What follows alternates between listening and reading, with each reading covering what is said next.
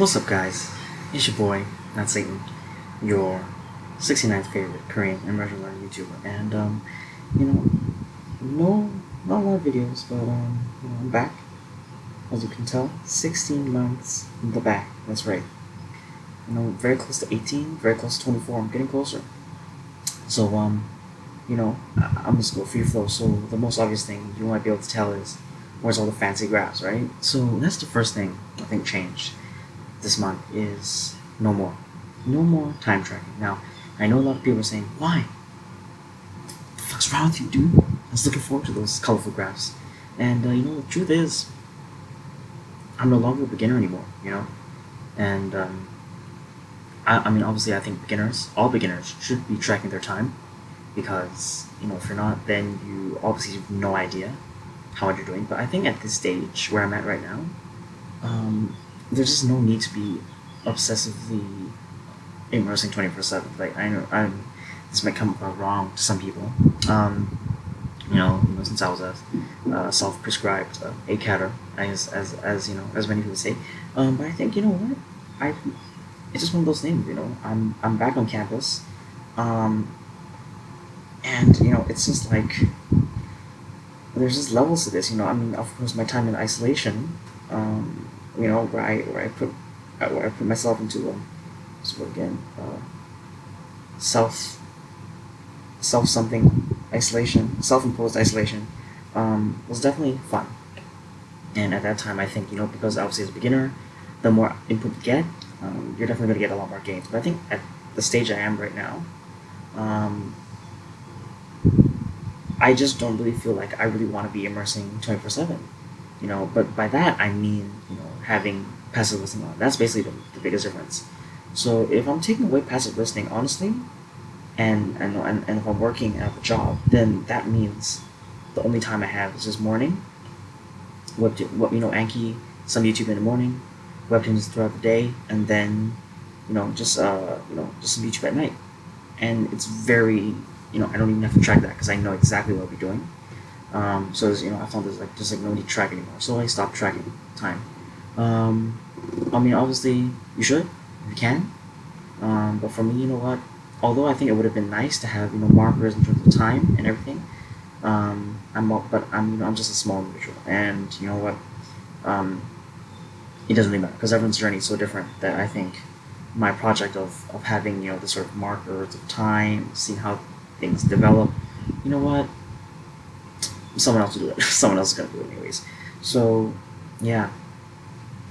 So that's why there's gonna be no fancy graphs today. I'm sorry if you're looking forward to that, but too bad. Then in terms of what I've been doing, as I alluded to before previously, I've just been vibing. I've just been vibing, dude. It's just like wake up. It's the same routine. Wake up, Anki. Get my Anki reps done. If I have time, I'll watch YouTube. And the thing is because I'll explain it later. So YouTube, then I wake up. If I have to go to the gym, I go to the gym. If not, I'm getting breakfast. I'm the first one. I'm first one in the library. I'm doing a bit of the school Anki, reviewing stuff. Then after that, I'm trying to watch some lectures.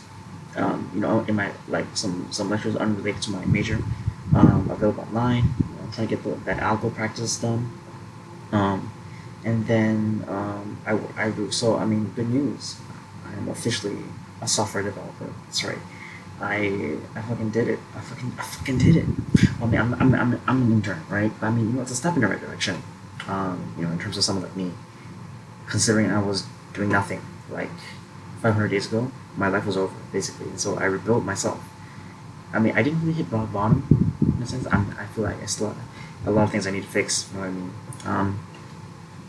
But I'm definitely beginning a different phase of my life, and so I'm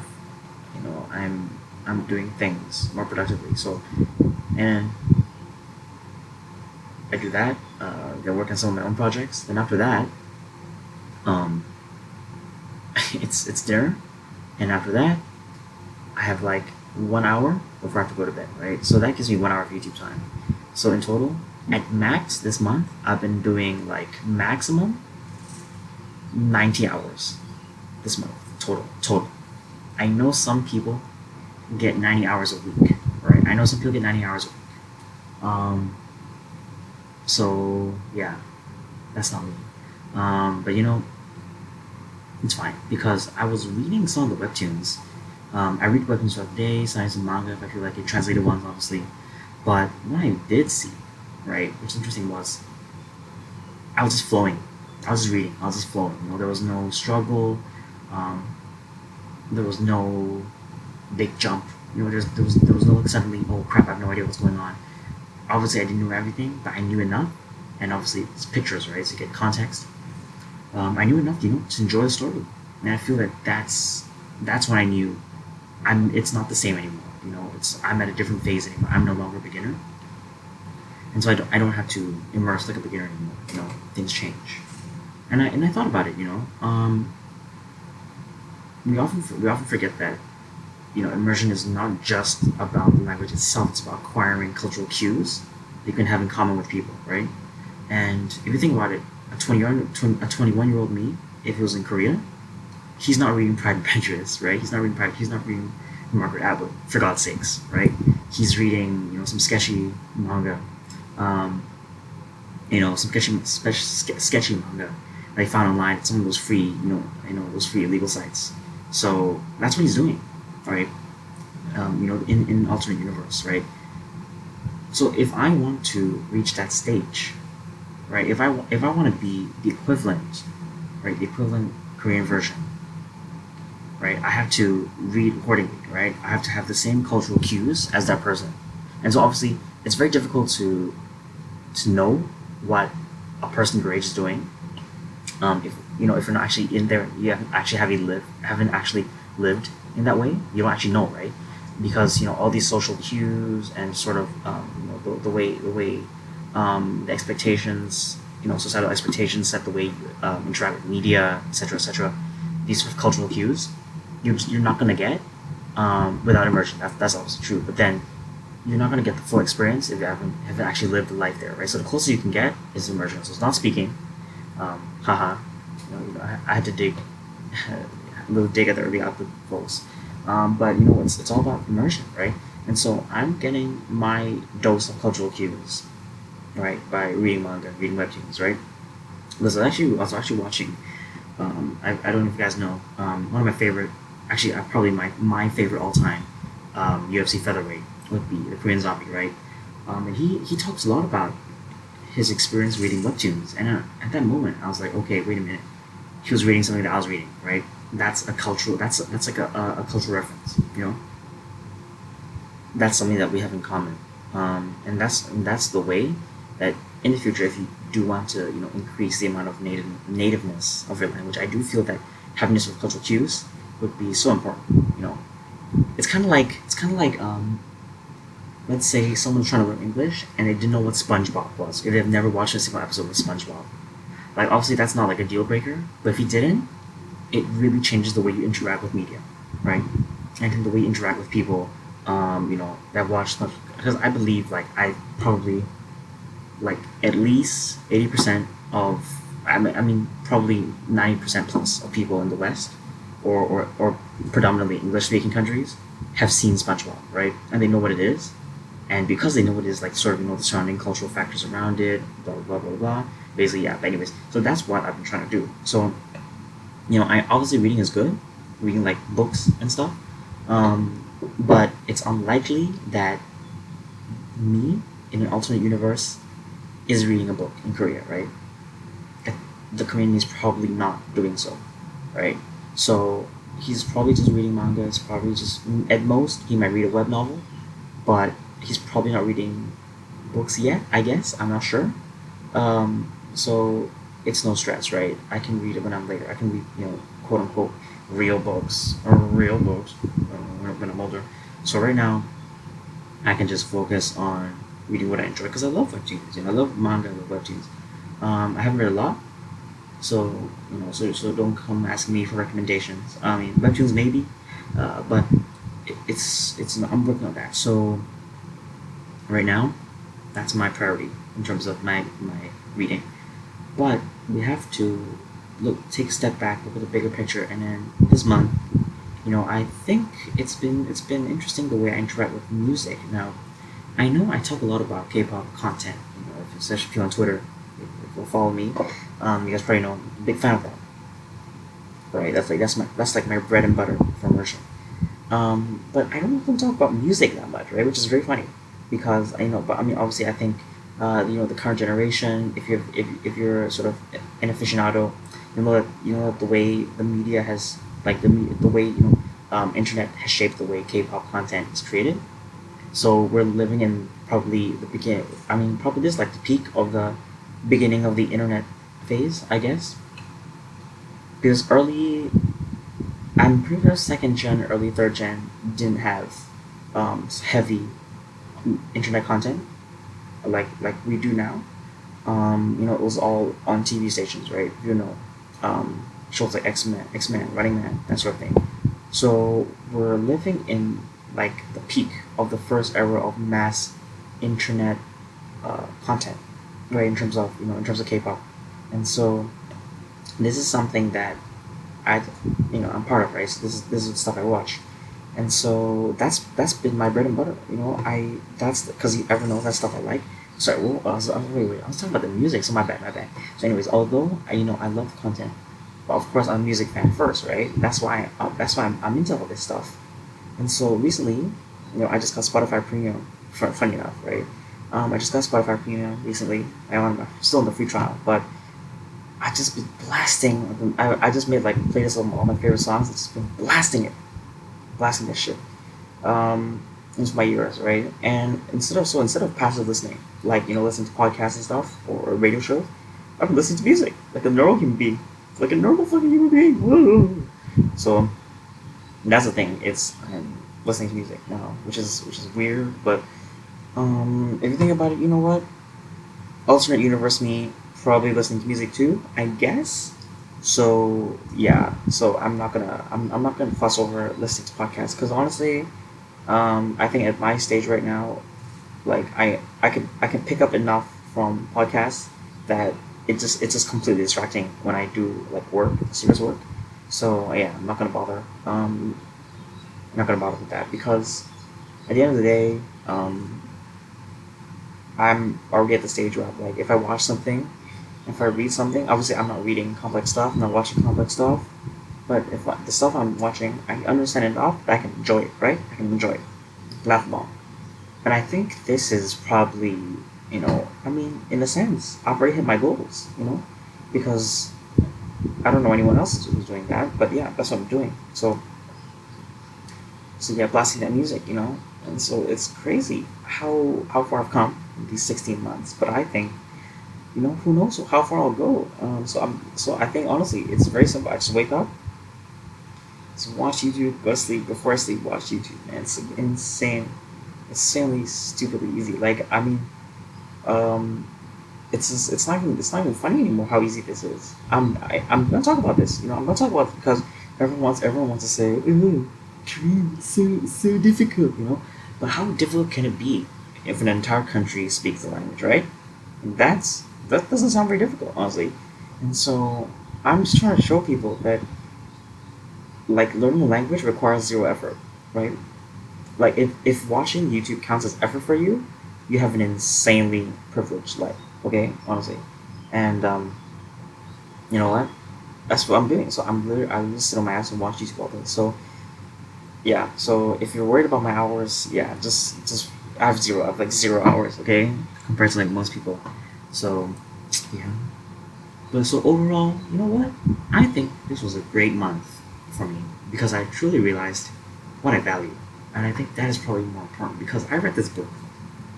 Let me just search the author's name. Like, I'm supposed to be the book guy all of a sudden. So guess what? Guess what? Okay, I read a book in English. I read a fucking book in English, right? Um, and so it's it's blew my mind how easy it was to read in English. But I'm like it's a fucking real book. And then so anyways, I read that book, and okay, so it's hold up, where it is. Here we go. Oh, no wonder I never looked up the author's name. So the book is called 4,000 Weeks Time Management for Mortals. 4,000 Weeks Time Management for Mortals by Oliver Berkman. Oliver Berkman, that is. And so, it actually is newly released, actually. But anyways, I read that book during the beginning of this 30 days cycle, and I realized that basically the crux of the book, which I think is why it's so impactful for me, is that I realized that I was approaching this whole immersion thing wrong, right? I'm not supposed to be trying to cram as much as I can, right? I'm not trying to, I'm trying to finish every book, finish every manga, finish every TV series, finish every video. Because the fact is, the way we value things is not by how much we're willing to spend for something, right? It's about how much we're willing to sacrifice for it, right? I mean, obviously not in terms of monetary value, but in terms of like things like time. So I think time, as currency here, is more important. So, because the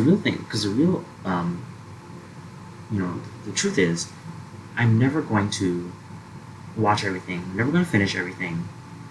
So the only thing is, to just live and accept the idea that we're just never going to finish everything. And I think that's truly liberating, as the author says. It's truly liberating to know that, I will never do everything, but that's okay because I can pick. Now I have a choice, right? It's kind of like now I have the right. No, not the right. I have the opportunity to pick what I want to do, and I think that is much more empowering. Than constantly living with the stress of fear of not being able to finish everything you want to do. And so I was just sitting the other day with my friends. We were having a little bit of a drinky drink with board games, and you know what? I felt very happy, right? This freaking normie moment. Sorry guys, some more normie shit, but this was so weird, right? It was so weird because it was way past my bedtime, quote unquote bedtime. It was obviously doing something completely unproductive if you think about it, but yet I felt, truly a sense of calm and peace that I've never felt before, which is weird. But I felt that maybe it's all right. Everything's gonna be fine in the end. That's probably what I felt. And so now I understand that the way I've been approaching immersion is because the problem is, right, the problem with my previous self is that I needed it, right? I needed to watch all the K-pop content because there was nothing else going on in my life. I was literally in my room. Well, I mean, I'm not going to say it's a bad thing because actually I think that time in isolation was actually very beneficial for my life. But at the same time, I did have to sacrifice a lot to experience the things I experienced, right? And so the question is, now that I'm not in isolation, what do I do, right? I'm not the same person anymore. And so I think that is where the way I approach immersion this month, that's where it changed the most. That now I realize that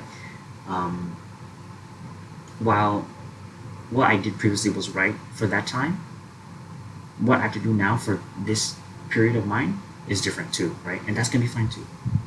So everyone has their way of immersion corresponding to different periods of their life, right? Some people might just be some people might only have enough Anki enough time for a couple Anki cards a day, and that's it. Some people might be able to immerse for literally 24 hours a day for entire year, right? But that's fine because because the golden rule is, as long as you're getting comprehensible input, you're acquiring the language, right? And so I'm frankly I have to frankly, my dear, I don't give it in, but I think this is probably I'm slowly reaching the peak of immersion consciousness, where I'm slowly starting to see the absurdity of everything and how it all fits into the greater picture of life. But I think that is where this is probably the joy of immersion, which is probably why I think everyone should be immersing for learning a language anyways. Is that you understand that at the end of the day, you're like as I always say, at the end of the day, you're gonna die, right? You might die, right? I might literally die as soon as I finish recording this. I might die in a year. I might die in 10 years. I might die in 40 years. I might die in 500 years, right? But the thing is, you're at the end you're gonna have to make some choices, and I think this is where um, this month has changed me the most. Is that I understand now that what I choose to do, it's never a sort of passive option of this happens to me, right? Obviously, there might be some conditions that happen to me, but in terms of immersion, okay, I'm not talking about life, or your economic situation. I'm only talking about the way immersion, right? It's not like immersion has to happen to me, right? I actively choose when to immerse and why, and I think that is definitely something that people should learn, but it's not something that you can learn. You really do have to dig into your own, thought process of what it means to be an immerser, an inputter, a member of the hashtag input gang. Yeah. Anyways, you know what? This has been an insanely long video. I've been droning on and on. Honestly, amongst the other things that I have in my head, I'm a bit certain. I'm a bit of a narcissist. I might have narcissistic personality disorder, um, which is weird because apparently, real narcissists never know that they do have it. But I don't know. So, a weird little tangent. Yeah. Anyway, so yeah, I'm sorry I took away 20 minutes of immersion time, but I mean, as I alluded to earlier, um, the fact that you chose to watch this instead of immersing for 20 minutes is now, instead of seeing it as something that I've taken away from you, and now I realize it's something that you've given to me, right? The fact that you've chosen me over your precious immersion time makes me really value you, right? So if you're watching to the end of this, I just want to say I love you from the bottom of my heart, right? A big LOVE. I love you. I love you. Yeah, if you guys know the Korean, if you guys are Korean radio show aficionados, you know that, right? I love you. So yeah. Remember, kids, like, share, subscribe, leave a comment, and as always, keep immersing.